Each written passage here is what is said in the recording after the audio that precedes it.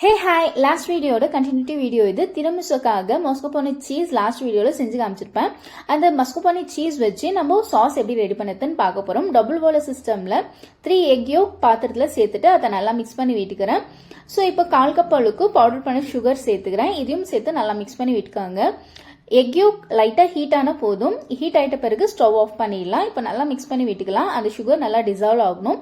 இப்போ நான் தொட்டு பார்க்கும் போது எக் யோக் நல்லா ஹீட்டா இருக்கு. இந்த ஸ்டேஜ்ல நம்ம ஸ்டவ் ஆஃப் பண்ணிட்டு பாத்திரம் கீழே வச்சுட்டு இதை நல்லா கைவிடாத மிக்ஸ் பண்ணிக்கலாம்.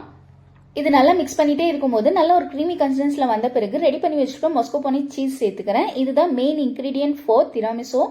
ஸோ அதனால இந்த சாஸ் ரெடி பண்ணி வச்சுட்டா பாதி வேலை முடிஞ்சிடும். இப்போ லம்ஸில் அதை நல்லா மிக்ஸ் பண்ணிட்டேன். இந்த சாஸ் ரெடி ஆயிடுச்சு. இது சைடில் இருக்கட்டும். இப்போ வேற ஒரு பவுலில் 1 கப் அளவுக்கு விப் கிரீம் சேர்த்து 1/4 கப் அளவுக்கு பவுடர் சுகர் சேர்த்து நல்லா ஸ்டிஃப் பிக் வர வரைக்கும் பீட் பண்ணிக்கலாம். இப்போ ஸ்டிஃப் பிக் வந்த பிறகு நம்ம ரெடி பண்ணி வச்சுக்கிற சாஸ் எடுத்து இதில் மிக்ஸ் பண்ணிக்கலாம். இப்போ இதுவும் ஒரு டைம் போல பீட் பண்ணி எடுத்துக்கிறேன். இப்போ இது நல்லா மிக்ஸ் ஆயிட்ட பிறகு பீட்டர் ஆஃப் பண்ணிட்டு சைடில் வச்சிடலாம். Cream ready. இப்போ திராமிசு லேயரிங் பண்ணுறதுக்காக காஃபி டிகாஷன் ரெடி பண்ணிக்கலாம். 1 cup warm water, 2 teaspoon of instant coffee powder சேர்த்துட்டு நல்லா மிக்ஸ் பண்ணிட்டு ரெடி பண்ணி வச்சுக்கிற லேடி ஃபிங்கர் எடுத்து அதில் டிப் பண்ணிட்டு இப்போ அசம்பிள் பண்ணிக்கலாம்.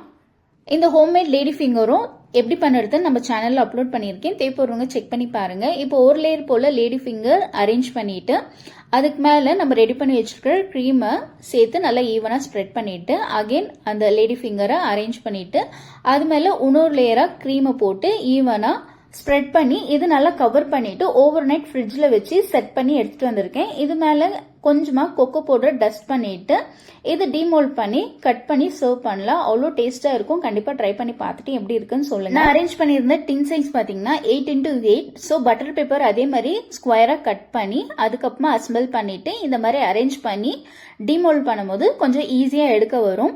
உண்மையாலே இதோட டேஸ்ட் அவ்வளோ சூப்பராக இருந்துச்சு. கண்டிப்பாக ட்ரை பண்ணி பார்த்துட்டு எப்படி இருக்குன்னு சொல்லுங்க. இதே மாதிரி இன்ட்ரெஸ்டிங்கான வீடியோஸ் பார்க்க மறக்காத சப்ஸ்கிரைப் பண்ணி ஃபாலோ பண்ணிக்கோங்க. நெக்ஸ்ட் வீடியோவில் பார்க்கலாம். Stay tuned friends.